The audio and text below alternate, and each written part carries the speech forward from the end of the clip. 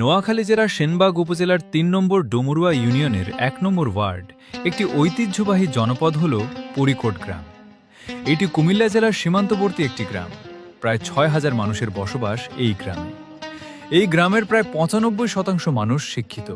এখানে পাঠদানের জন্য রয়েছে উচ্চ বিদ্যালয়, প্রাইমারি স্কুল, মাদ্রাসা এবং মক্তব। ডাক্তার, ইঞ্জিনিয়ার, সুপ্রিম কোর্টের আইনজীবী, প্রফেসর, শিক্ষক, ব্যাংকার ছাড়াও সরকারি বেসরকারি বিভিন্ন প্রতিষ্ঠানের উচ্চ পদস্থ কর্মকর্তা হিসাবে গ্রামের বহু মানুষ নিয়োজিত আছেন। গ্রামের অধিকাংশ মানুষের আয় আসে প্রবাসী রেমিটেন্স থেকে। এছাড়া কৃষি, মাছের খামার এবং ব্যবসায় থেকেও উল্লেখযোগ্য আয় আসে। গ্রামের মানুষ খুবই আন্তরিক, একে অপরের দুঃখে সুখে এগিয়ে আসে। তাই এই গ্রাম একটি আদর্শ গ্রাম হিসাবে পরিচিত।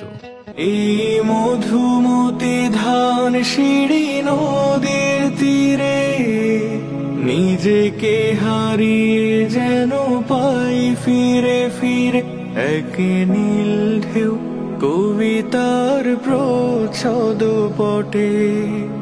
আনন্দ বেদনায় মিলন বিরহ সংকটে, কত আনন্দ বেদনায় মিলন বিরহ সংকটে।